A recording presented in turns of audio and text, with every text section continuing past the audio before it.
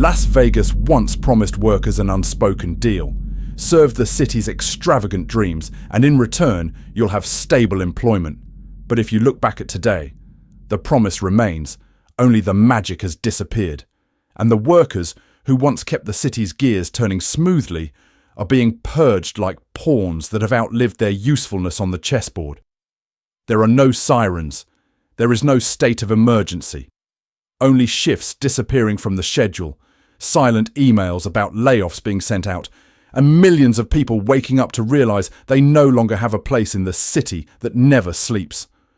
From casino employees, hotel cleaners, security guards, and chefs, to the backstage workers who have never been seen under the bright lights of the Strip. Everyone became a target of this silent purge. When revenue stagnates, costs skyrocket, and customer flow becomes erratic, cutting staff becomes the first reflex, and also the cheapest solution.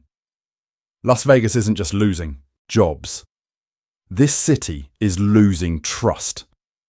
And in today's video, we're going to dissect an economic model once hailed as a perpetual job creation machine, to see why it only works when everything is perfect, and why workers are always the first buffer to be sacrificed whenever the magic stops working. Vegas was still bright as every night. However, it seems that beneath those lights, something is disappearing very quickly: work. And in a city that lives on services, working hours are not just a schedule. It's rent money. It's insurance. It is the feeling of safety for tens of thousands of families. In June 2025, Las Vegas welcomed approximately 3.1 million visitors, a decrease of 11.3% compared to the same period last year. Such a loss of customers is enough to push the service industry into tightening mode. And when tourism declines, a question often pops into many people's minds. Why do corporations still stand tall as if unaffected? The resort is still open. The casino is still open. The stock could still be okay. The buildings are still brightly lit. From a distance, everything looks normal. Let me be blunt. The dark secret behind that stability lies in the mechanism. When customers decrease, many businesses don't immediately lower their profit expectations. They usually reduce variable costs first. And the easiest variable cost is labor hours. No need to close down. No need for a noisy layoff announcement. They just need to do one very simple thing: cut shifts, reduce hours, freeze the calendar. A few lost working hours don't sound too serious, do they? But the silent purge is actually much more terrifying. It doesn't knock you out with a single punch. It's making you tired. And it follows a very cold sequence. The first thing to disappear is overtime. The next thing to disappear were the beautiful cases. And the last thing to disappear is the feeling of stability, something we all consider the foundation of a human life. For the service industry, the story is even more brutal because a portion of income comes from tips. Many people who already relied on tips for their income are now seeing a sharp decline in earnings, with some saying their income has dropped by as much as 60–70%. Tips have almost disappeared as customer numbers have dwindled. It's the kind of loss that doesn't make headlines, but cuts very deep into life. And with just about 10–15 hours of work per week, the welfare system begins to crack. In the US, many benefits and health insurance are tied to working hours. When pushed below the threshold, workers not only lose money, they also lose their benefits. Loss of ability for regular checkups, lost medication, losing even the smallest cushion in case of an accident. The bitterest thing is, you still have a job. On paper, you are still considered an employee. But you can't earn enough to support yourself and your family. And you don't get unemployment benefits either, because you still have a job. You're stuck between two worlds. Not enough hours in the day, but still enough not to be saved. If you think people can just pick up 2–3 other jobs to make up for it, that's how we often reassure ourselves. But when the whole city contracts at the same pace, there aren't many places left to make up for it. A form of silent purge spread, causing people to compete not for promotion, but for a few remaining shifts. It turns a service city into a scarce market. Not scarce in hotel rooms, but in working hours. And perhaps that's why you don't feel it clearly. Of course. Because it's not widely publicised in the media. There were no mass layoffs on television. It's just cutting shifts, reducing hours, and pushing workers into a state of being named but without a schedule. A form of degradation that is not visible to the naked eye from outside the strip. The service economy is like an unbalanced scale. Just a slight decrease on the tourist side will put the remaining weight on the backs of workers. As the entire city is stretched to meet tourism demands, workers become spare parts, able to be installed when needed and removed when absent. No layoffs needed. Just be quiet. But the long-term impact doesn't lie in the number of people losing their jobs right now. It lies in the number of people leaving the industry permanently. When skilled people leave, the quality of service decreases. And as service declines, customers are less likely to return. That's the beginning of the death spiral, a downward spiral you don't see in a day, but you'll feel clearly after a few seasons. The city didn't disappear. It only becomes empty in places you don't see, in the kitchen, in the laundry room, during the night shift, and in the debts that workers don't dare to talk about. Las Vegas is still lit up, but that light is sometimes paid for by the darkness carefully hidden behind it. And to see how the purge is beginning to be legitimized, let's look at a small but symbolic change. A sign that Vegas is removing people from the very soul of its service. MGM is closing its concierge desks. Vegas can withstand price increases, but it's frustrating when the service disappears, but the bill still goes up. The concierge is one of the clearest signs of that moment. In April-May 2025, MGM confirmed they were closing the in-person concierge desks at 6 Las Vegas hotels: MGM Grand, Signature, New York, Mandalay Bay, Park MGM, and Vdara. Some industry sources report that approximately 34 positions are affected in this streamlining round. MGM said concierge services will be transferred to central teams at Bellagio and Aria, while support will be increased through call centers and digital tools. On paper, this is an operational restructuring. In the customer experience, it's a sign. Vegas is thinning out the crowds from the most important touchpoints. A concierge is not just someone who makes reservations. The concierge is what makes Vegas different from a regular city. They handle the troublesome parts so that customers feel everything is smooth. When the concierge disappears, the experience starts to feel more like self-service than being served. And that's when people realized what was cut wasn't just the service, but the feeling of being valued. But the story doesn't end with the concierge. According to some local sources on social media, MGM is said to have briefly laid off around 800 mid-level managers at its Las Vegas resorts. That's right, you heard correctly. It's 800 managers. If the concierge is the face of the service, then middle management is the backbone of operations. They are the people who fill in for empty shifts. They maintain discipline. They handle small crises before they become big ones. They turned policy on paper into something that could be implemented in the real world. In business language, this is often packaged with euphemistic words: restructuring, realignment. But the broader context is making many people ask, is the slowdown in travel, especially on weekdays, combined with pressure to maintain profit, margins, forcing corporations to cut non-essential staff to maintain their EBITDA ratio? No one outside the inner circle can make an absolute claim. But what can be observed is the cuts are moving up the higher floors of the tower. Local community reactions indicate that the general sentiment is not anger, but concern. One writer said, "My heart goes out to everyone working in hospitality right now." This is worrisome. And worrisome isn't just for management. If even the most stable levels are affected, How much safe ground is left for those on the front lines?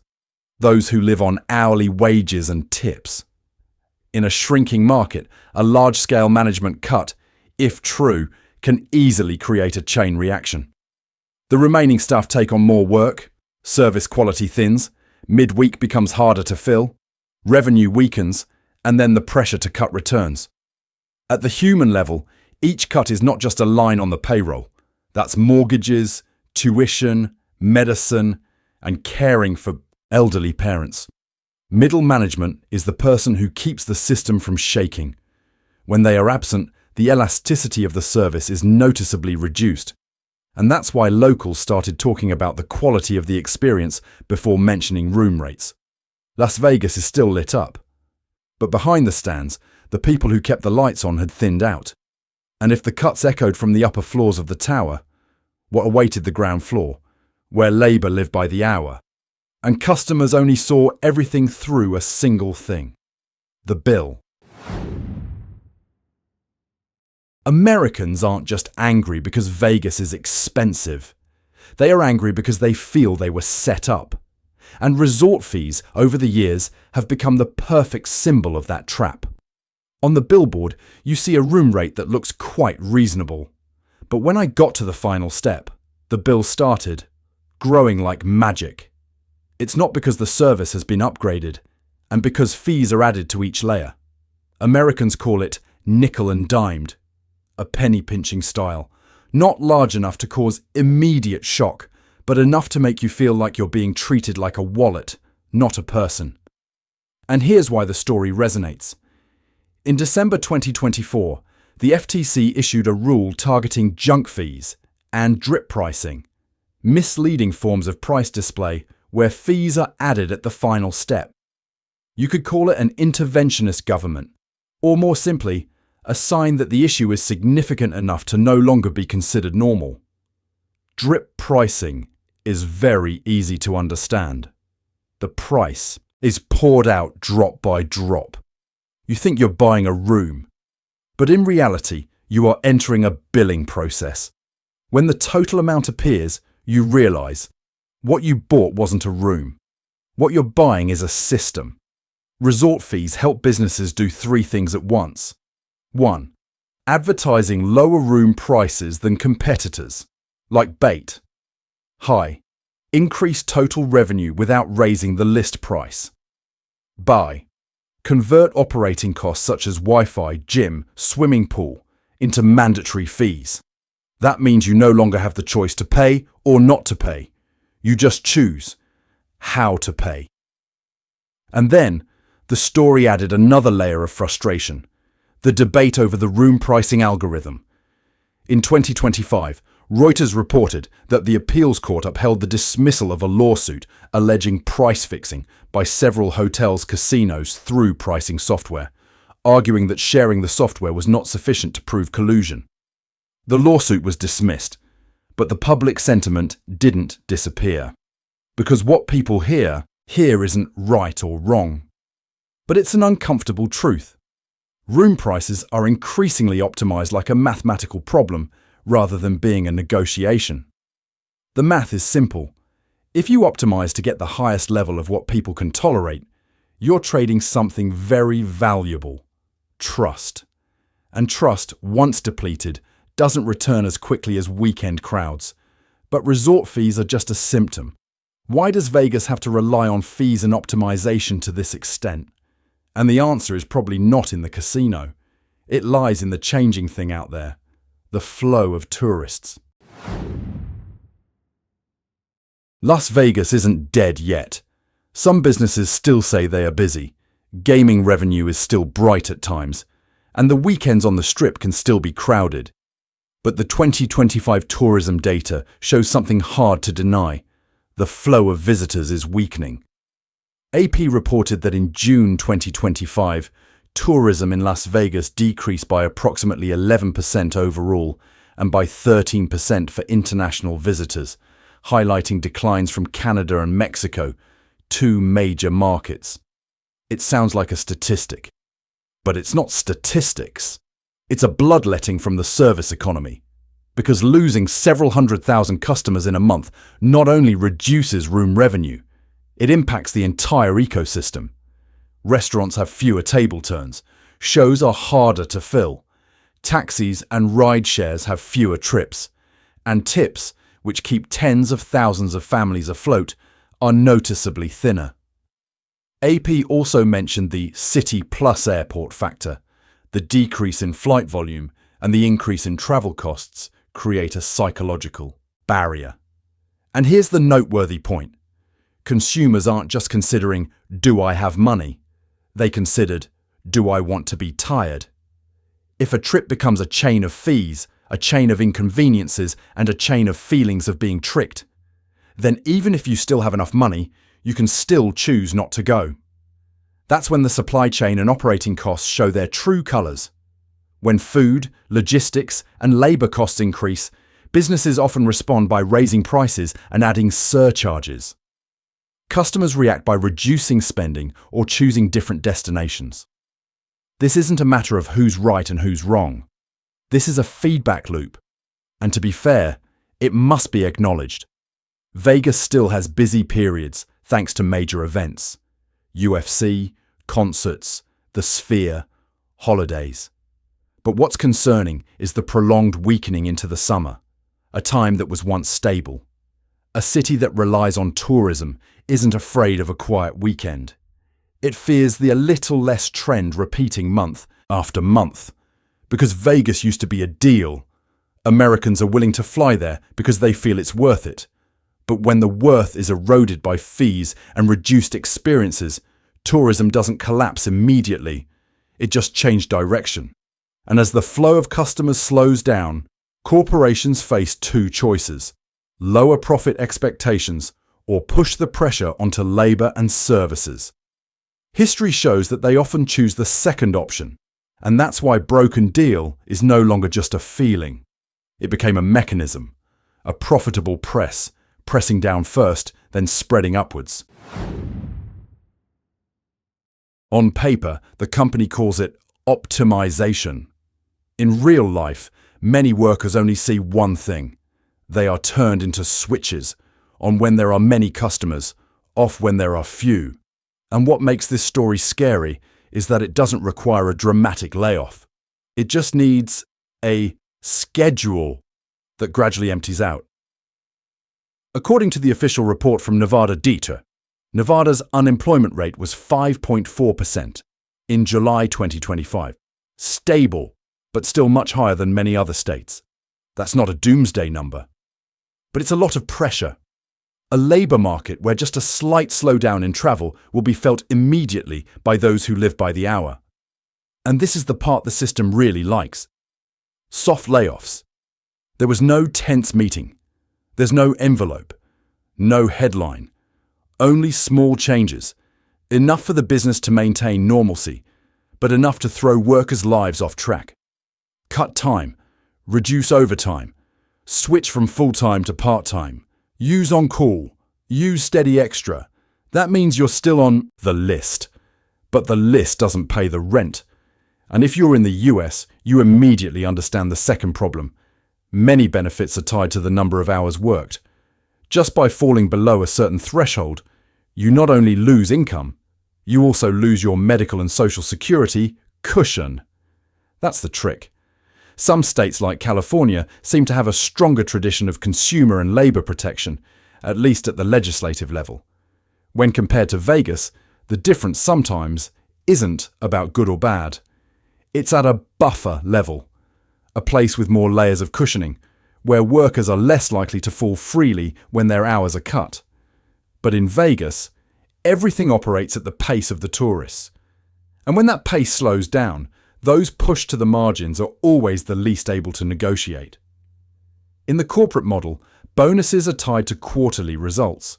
Therefore, pressure always slides down to the easiest layers to cut: labour and services. It's not because someone is sitting there saying, let's make them suffer. And that's because it's an incentive structure.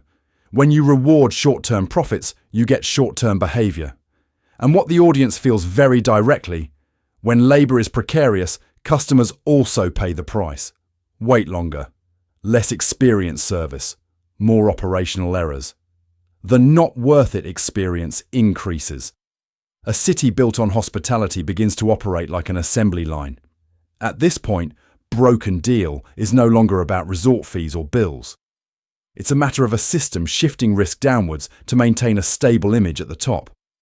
When profit becomes the sole measure, is there any room left for loyalty and vocation? Can a city survive if the people who run it no longer believe in it? If you think the story ends with fees and time cuts, the second part is what worries consumers the most: data and algorithms. When Vegas digitizes everything, the cost isn't just colder service. The cost also includes the risk of personal data. And this is not a hypothesis. MGM has agreed to a $45 million settlement related to data breaches, including the 2019 incident and the 2023 attack, with a final approval hearing scheduled for June 2025. It's a real legal event, not a rumor. And it hits right at the growing consumer concern. You don't just pay when you get to Vegas. You also pay with data. Some sources indicate that the leaked data may include identification information, passports, and sensitive identifiers. Not something you'd want to be advertised anywhere. And this is why this scandal is expensive. It doesn't just affect Vegas visitors. It affects anyone who has ever left data in the system. And then you look back at how Vegas is operating, and everything starts to connect. App, loyalty programs, kiosk check-in, QR menus, routing concierge, cashless payment. Technology is every place. It's not because it's beautiful, and because it helps reduce costs. And more importantly, it generates data. Data becomes the second currency. You don't see it on the bill, but it's collected at every touch point. And when the system fails, you realize you've been paying the price for a long time. Then you add another layer of controversy: algorithmic pricing. Although the price-fixing lawsuit was dismissed, the cultural debate did not disappear. It just transformed into a new belief. Price is no longer negotiable. Pricing is an optimization problem to get the highest level you can tolerate. And once customers believe that, they start behaving differently. They become more defensive, more suspicious, and less willing to return. If Vegas continues to raise fees and reduce services, it might not survive, but in the form of a more expensive, colder, and less desirable place. The question is, if that happens, will it still be Vegas? Because Vegas doesn't just sell rooms, Vegas sells a promise. A tacit agreement between the city and ordinary people. You spend money. You get an experience in return. You get back the feeling of being cared for. You get back what everyday life doesn't usually offer. And it was that very promise that propelled Vegas to the top for decades. But as fees gradually increased, as services became thinner, as humans were replaced by systems, that promise began to crack. It didn't explode loudly, just cracked. And sometimes the silent cracks are the ones that can't be mended. The future of Vegas, if viewed with cold logic, could go in two very clear directions.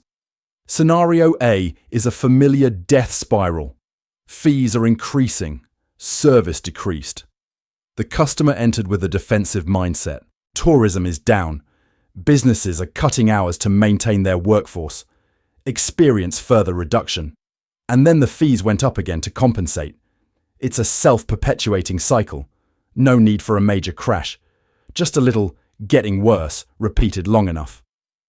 The math is simple. Scenario B is a reset.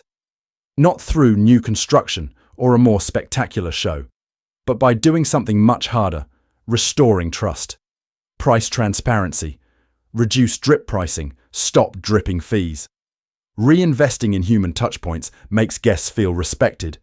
And most importantly, create a minimum level of stability for the workforce so that service quality doesn't decline seasonally. Vegas might not need another massive project to save itself. Perhaps it just needs to restore what it's losing the fastest: trust. If you've ever seen this fee-based model where you live, with airlines, hospitals, hotels, or even monthly bills, please share your experience. Because Vegas might just be the brightest version of a story happening in many other places. Vegas might still be bright. It might still be crowded on the weekends. But the lights aren't the only measure of a city. The true measure lies in whether people still believe in that deal. Because you can sell show tickets, you can sell the rooms, but you can't upsell trust. If a place lives on memories, how long can it last before the memories are no longer enough? Do you go back to a city because it's cheap, or because you feel respected?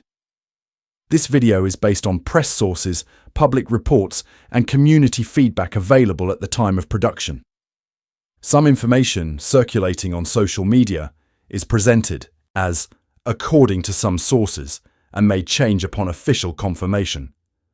The purpose of the video is to analyze system mechanisms and life impacts, not to accuse or attribute personal motives to any organization or individual.